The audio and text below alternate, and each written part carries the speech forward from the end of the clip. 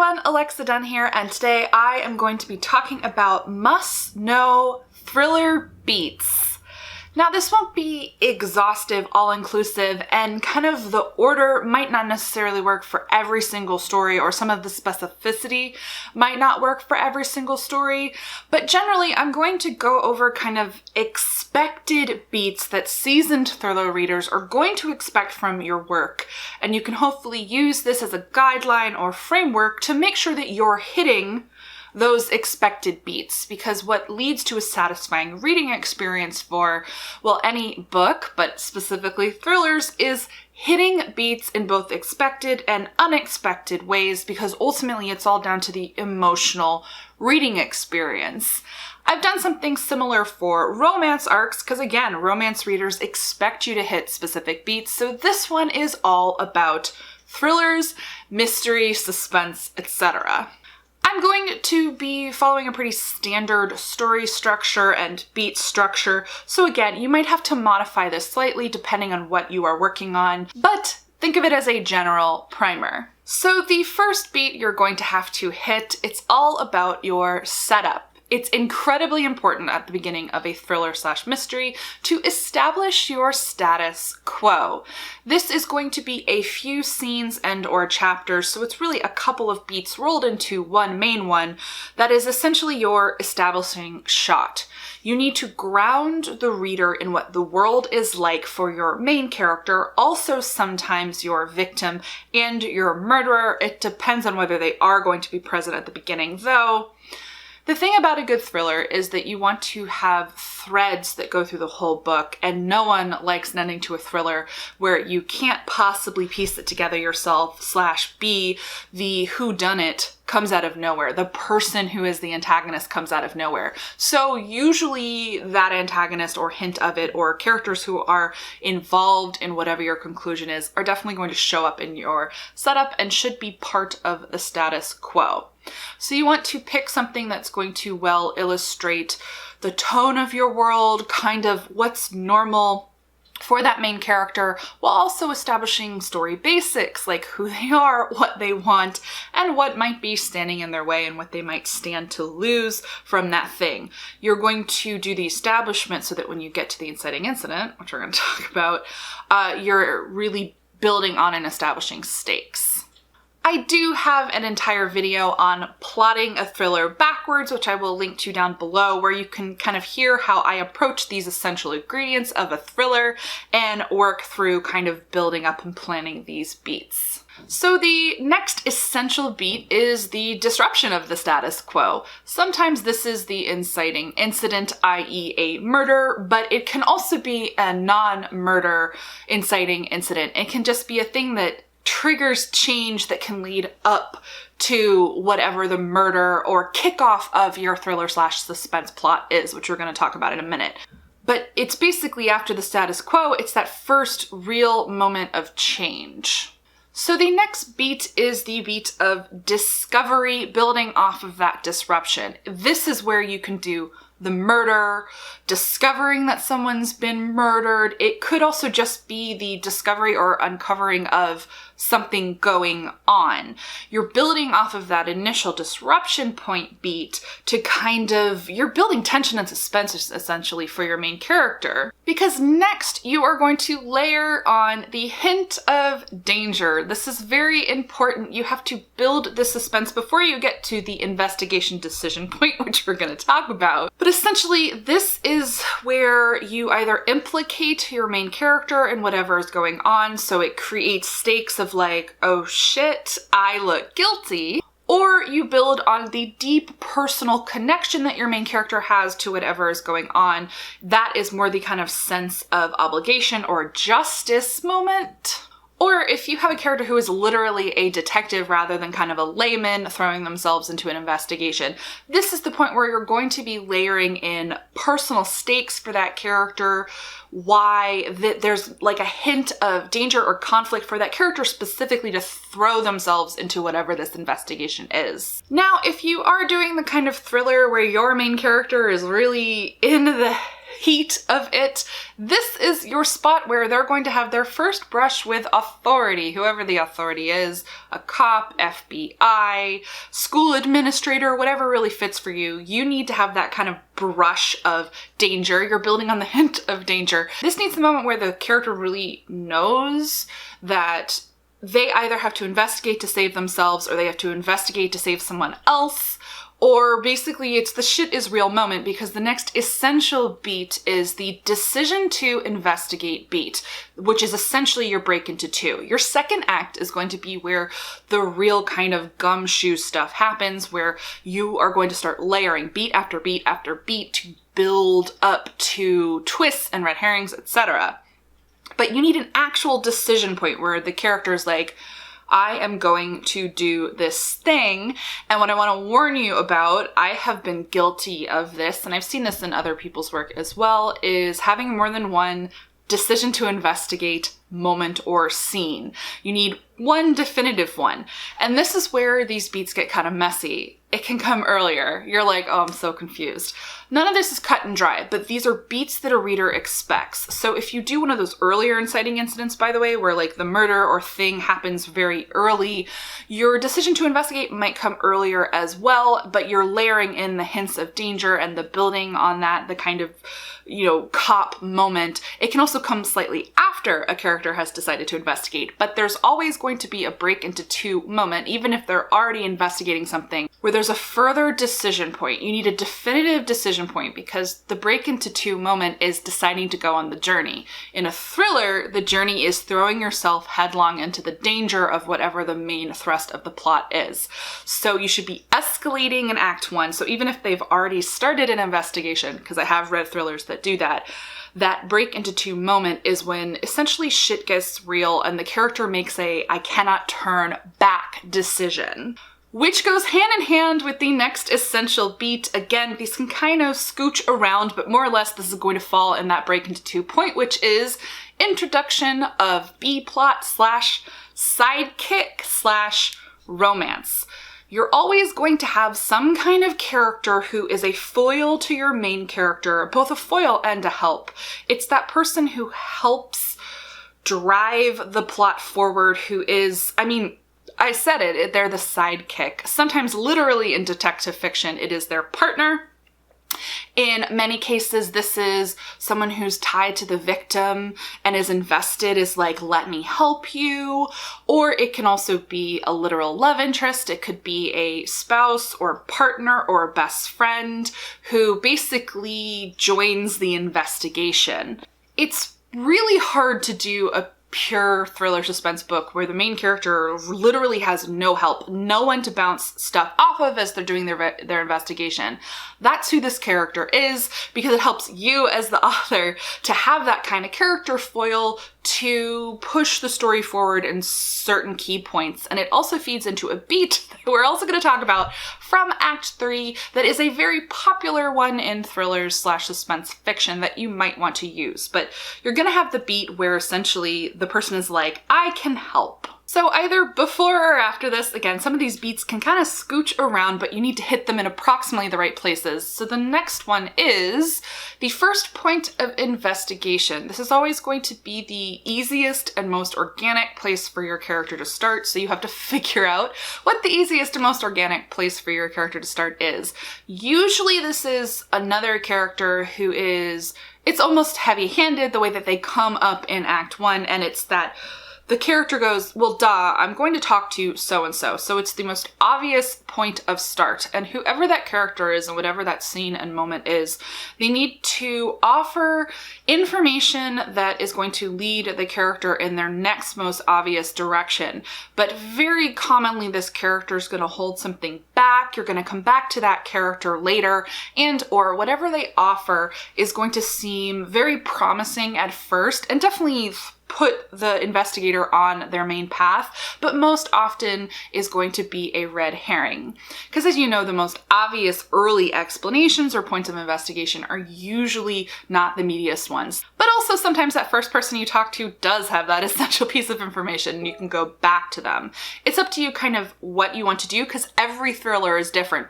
But the idea of the beat is it's the first person or place that the character goes to talk to that starts to kickstart the investigation and deepen the plot. So next is the hardest part to do, the muddled middle. Act 2, as I mentioned, is where there's going to be a bunch of investigations. So what are your next beats? Well, it's the second, third, fourth, fifth bits of investigation. You need them to feel organic. One thing should lead to another, but not in a straight line. This is why it's hard, because in thrillers, good thrillers, you are actually going to be bouncing multiple streams of inquiry at the same time. You don't want it to be too linear and thus obvious what is actually going on. One investigation point, so it could be talking to a person, it could be sneaking in somewhere, it could be hacking something, there are all sorts of different options, overhearing something, is going to spark something for the character organically. Always be careful of the heavy hand of the author being like, well, I know I need to get them to here, but don't have them jump to ridiculous conclusions that wouldn't be kind of normal for a person to jump to. Be very, very careful of that. I've definitely seen ones where you're like, why was their first thought the most extreme thing? Be thoughtful. So it's organic of like, well, duh, point A leads them to point B, but sometimes point A leads them to point D, and it's actually like point B, like a independent point B, like maybe they get to point B without point A and point B leads to C, which then maybe leads to G. You're weaving multiple streams together, and this is where your foil character, your B-plot character, can really come in handy, because this is the fresh character perspective, especially if they are a proper foil. So they're, you know, from the other side, you know, the victim's sibling or loved one that you can't quite trust, or it's a cop or what have you, that they're going to throw in independent threads of investigation that you can weave all together. Also in this section, you have to remember the status quo of your character. Life should still be kind of bumping along, and you're doing this delicate dance of investigation and the status quo and the world of your book and things that can be happening, both external things that throw new wrenches into the works and organic things where like the character's going from point A to B to C or point A to D to G, where you basically don't want anything to seem too easy, but you also want it to feel like the character has agency, that things that they are doing are leading to new things and discovering new information. In this section, you're going to be weaving in your red herrings. So this is things that seem very, very promising, little rabbit holes that you can send your character and their sidekick down that could be the solution, but ultimately aren't going to be. But at the same time, you should have hints to the actual solution kind of floating in there. It's enough so that it's foreshadowed, but not so heavy-handed that it's super obvious and you're going to blow your ending.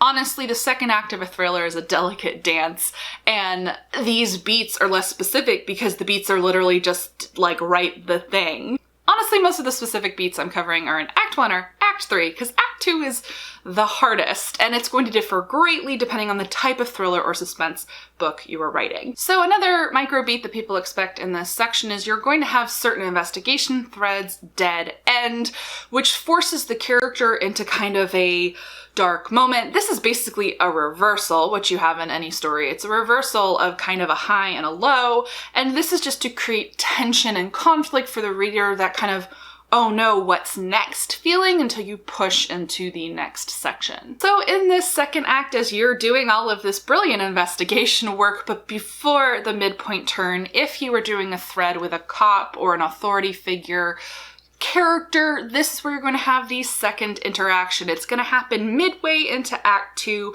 but before you're building to a big twist in the middle.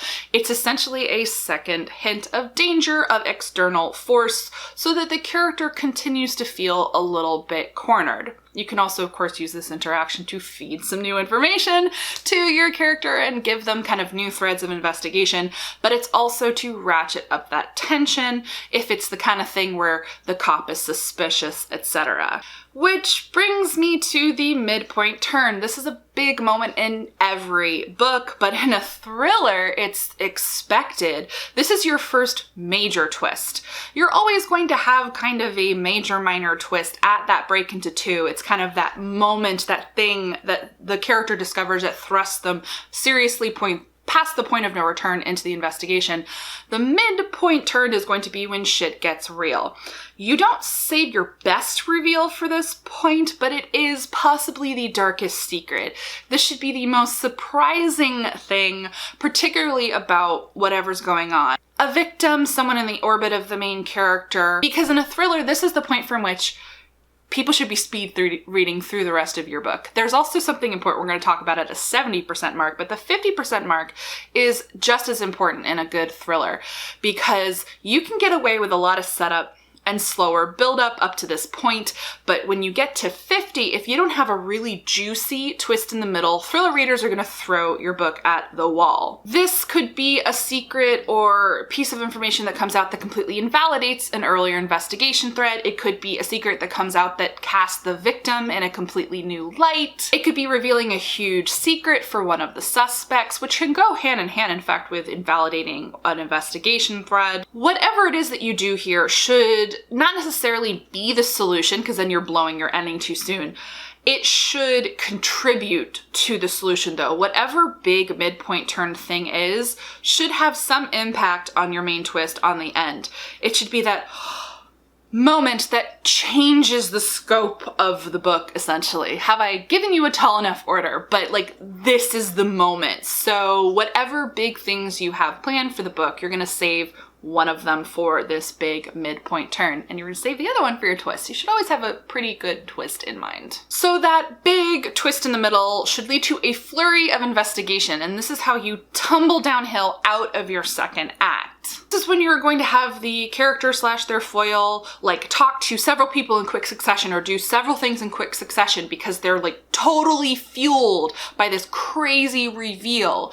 This is also generally the point where you expect the main character to be really lost in the investigation. They start to lose sight of themselves or sight of other people. This is also when you layer in real conflict with family and friends and or that sidekick / foil character for a reason. That sidekick character expresses doubt or worry for the main character, or even starts to act a little bit funny if you're going to go for a secret reveal with your sidekick, which is that future beat. But either way, you definitely have to start generating real conflict between your investigator character, your main character, whoever they are, and the people around them, because you're gonna have to get to a point where they have their dark night of the soul. And this section is usually a very good place to have that next encounter with your cop or authority figure who really tightens the screws. If you have them feel a little bit trapped in Act 2, this is actually the moment as you're barreling toward Act 3 when you're really gonna make it bad. You are basically intensifying everything about the book so that it's like a car crash that everyone's barreling toward that is going to become impossible to stop.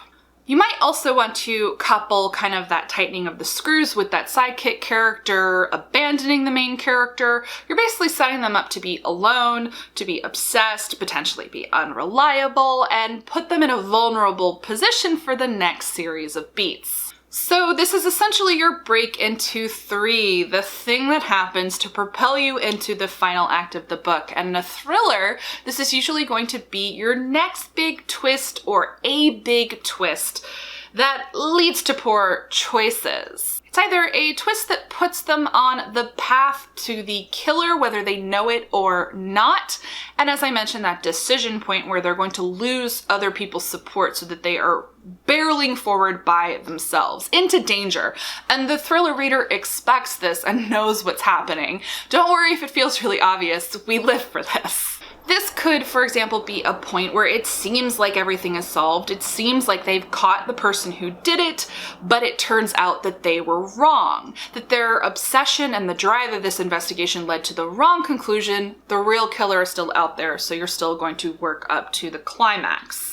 It could also be several threads coming together and the main character has an aha moment, and as I mentioned, it puts them on the real path to the real person who did it, the real antagonist, whether the main character knows it or not.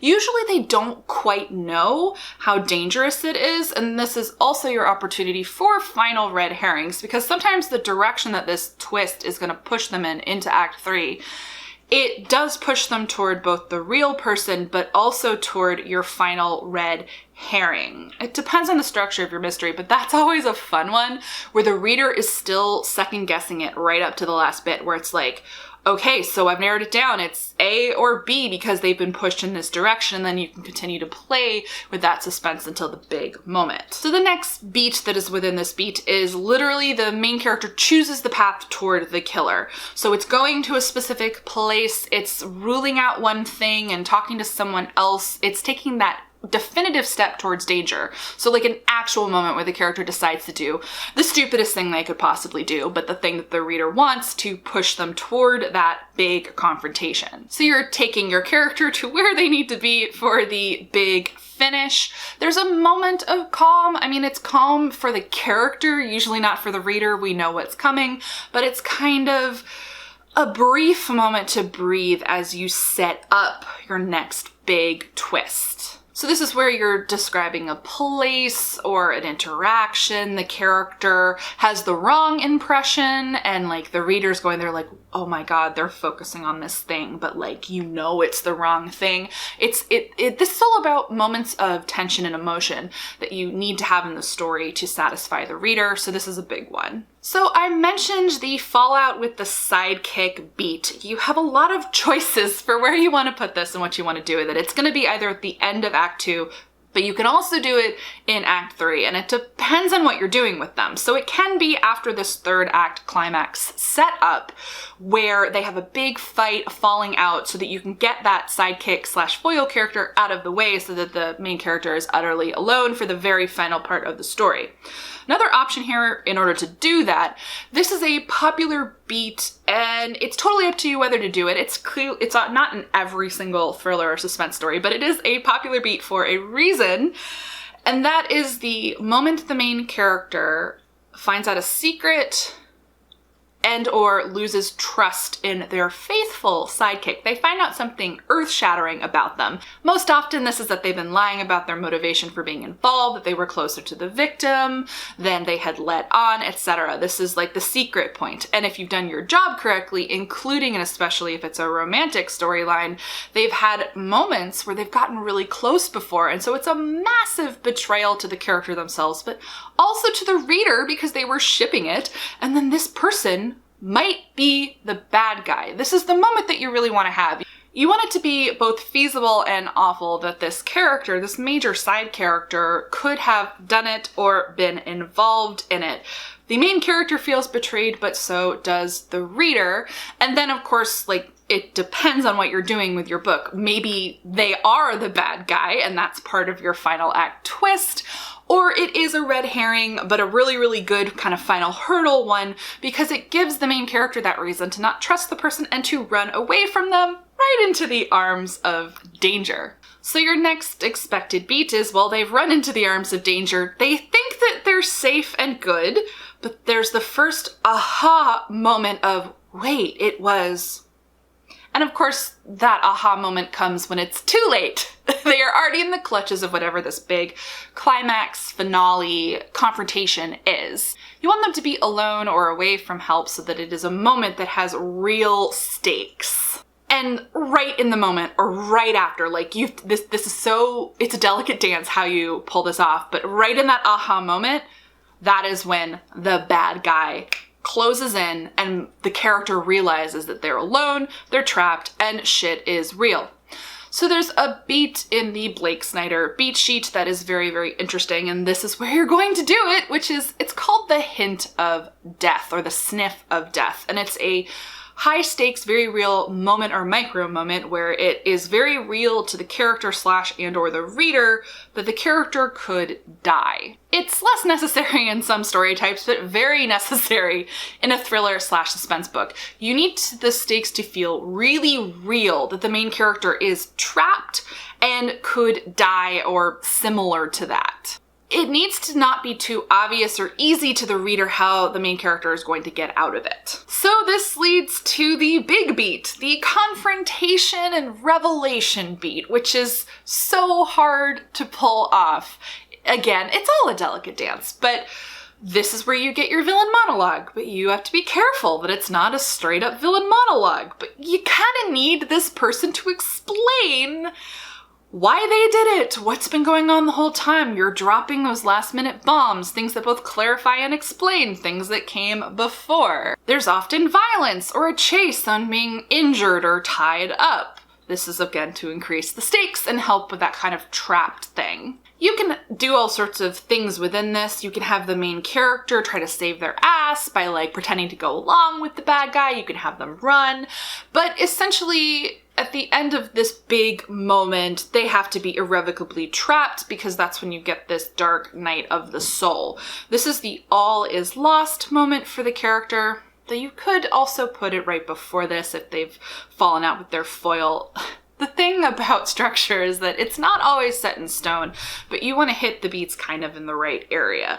But Dark Night of the Soul is the everything is lost and everything is hopeless moment. So after this, you want confrontation number 2. And sometimes these are all in the same scene, but usually after the initial moment, there's the Dark Night of the Soul, and then another confrontation within the confrontation. This is really, really common, where after they have actually legitimately given up, there's another moment of connection with the killer, of getting vital information, but this is also where you can go for a wham two punch twist. So this could be the moment where there's a moment of hope, someone comes in to save them. It could be that sidekick slash foil, it could be the cop who's been investigating. And there should be a moment where either that character is involved or they think that they're involved, and there's like this gasp moment where maybe they're truly effed because everyone is against them and they've gotten to something bigger than they could possibly understand. And it can either be true or not true, or it could be a case where they think that someone's about to come help or rescue them,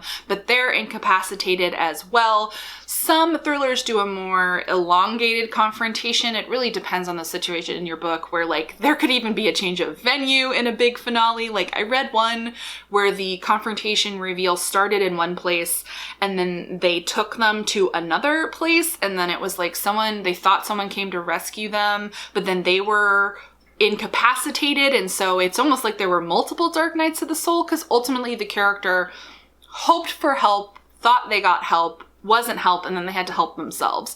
So you can do a bit of up and down and jerking the reader around. Just don't jerk them around too much, but you definitely want to play a little bit in this big third act climax. It shouldn't be too simplistic, and it shouldn't go by too fast and be too easily resolved, because that's how you have a reader who isn't satisfied with your big climax. This is what we're reading towards, so you are allowed to milk it just a little bit. Just be careful, because it all leads you to your big finish. This is your big moment where the character overcomes the bad guy. They incapacitate them, they kill them, the cavalry arrive and they are rescued. There's that classic one where they black out but they're saved. There are lots of different ways to do it, but there's a big finish.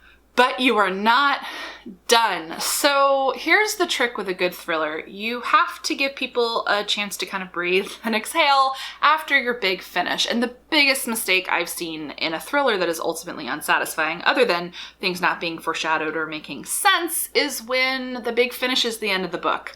I hate that, and I think most thriller readers hate it, and yet many authors do it. You need a denouement after your big finish. It has to be a moment of kind of calm and reflection, definitely reflection. You need to give that main character a chance to absorb and reflect everything that's happened. I mean, you see a lot of cliches where it's like they're in the hospital, or they're in one last interview with the cop, or they're reunited with the person that they were trying to help, or what have you. It's a moment of calm, it's a moment of reflection, and it's usually not a single scene. You want to usually have a series of scenes and or chapters that are going to wrap things up. It could be the main character apologizing to people. It could be that they reconnect with people. And another option within here, I would call it a microbeat. It is an optional beat, and you can either do it on the last page or right before, if you do it at all. But it's definitely one that many thriller readers expect. So you have your conclusion, you've wrapped everything up, you explain it in the confrontation scene, you explain it after, all artfully done because you're great at this. And then you have a micro twist. So this is the moment. It's sometimes major, but it's usually minor, but it's sometimes major. Sometimes it's the questioning everything you thought you knew about the book. But you can also do the literal micro twist where there's something that felt wrapped up, where it seemed obvious that the bad guy had done it, or it didn't seem obvious that the bad guy had done it. And you have a micro twist moment right at the very end where something that the main character and the reader believe to be true is just turned on its head at the last moment. So it could be like common examples. Someone was being blackmailed, but it comes out at the very end it wasn't the super bad guy. It was this other person who had good intentions or maybe bad intentions, and can they really trust that person? But sometimes it's also kind of that micro twist that throws everything into chaos, but then the book ends anyway of like, maybe they weren't working alone or what have you. But that's definitely an option for you. It is a micro beat that many thriller readers are familiar with and love, but it's also totally optional. You can just also wrap up your story, because the key thing is don't not wrap up your story. It's this delicate line, everything's delicate in this video, between wrapping up your threads and having things be logical and not having dropped plots, and not too aggressively wrapping up your threads and like telling the reader, oh, this is the connection and solution for every single thing that happened in this book. You have to make sure you resolve just enough and resolve the right things so that you don't leave the reader unsatisfied. So those are a ton of beats and thoughts on thriller structure that will hopefully help you write a thriller. You don't have to have every single one that I went over, but they're common enough that I came up with them to talk about. And if you really want to have an artful, satisfying thriller, making sure that you're hitting these beats is a really good place to start, or thinking about these beats as you're brainstorming, as you're outlining, making sure you have the complexity in your thriller to hit some of these, because a thriller shouldn't just be an A plot of something bad happened and investigation point A, B, C, D, E, F, G to big conclusion. It shouldn't be that simple. That isn't going to be ultimately satisfying for the reader. You have to think about all of the complex ways to interweave threads, to have emotional character moments, so that everything builds up to a big finish that is satisfying. Talking about beats is always slightly exhausting, especially because I try not to be prescriptive and say you must do this and hit them in this order, because every story is a little bit different. I clearly just went over a pretty linear thriller structure, but let me know down below in the comments. Do you have any questions about thriller beats? Are there big beats that I haven't mentioned? Like for different kinds of stories, I'm sure I've missed some, like beats that you love in a good thriller or suspense story. Drop those down below, and give this video a thumbs up. I will make more videos about writing thrillers and thriller structure and whatnot, because I'm kind of like low-key obsessed with it now. And if you're not already subscribed to the channel, go ahead and do that. I post new videos 2 to 3 times a week, and don't forget to hit the notification bell so that you hear every time I post a video. As always, guys, thank you so much for watching, and happy writing.